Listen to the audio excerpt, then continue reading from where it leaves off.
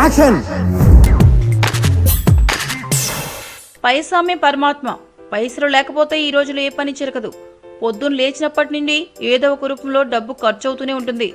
డబ్బులుంటేనే 10 మందిలో గౌరవం ఉంటుంది. అలానే డబ్బు కోసం మనిషి ఎంతో కష్టపడతాడు. కానీ కొంతమంది ఎంత కష్టపడ్డా ఫలితం ఉండదు. దీనికి కారణం వారికి లక్ష్మీదేవి అనుగ్రహం లేకపోవడమే. లక్ష్మీదేవి అనుగ్రహం కలగాలంటే ఏం చేయాలో చూద్దాం. తడికాళ్లతో పడుకుంటే లక్ష్మీదేవి అనుగ్రహం ఉండదట. చాలా మంది కాళ్లు కడుకుని వచ్చి అలాగే నిద్రపోతారు. ఇలా చేయడం మంచిది కాదు. తులసి మొక్క ఇంట్లో ఉన్నట్లయితే లక్ష్మీదేవి అనుగ్రహం ఉంటుందట.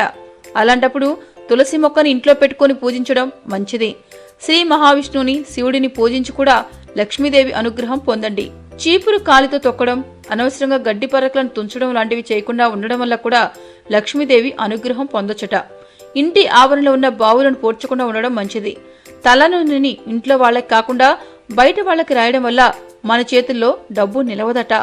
మీకు ఈ వీడియో నచ్చితే ఒక లైక్ కొట్టండి, లేకపోతే కామెంట్ చేయండి. బట్ సబ్స్క్రైబ్ చేయడం మర్చిపోకండి.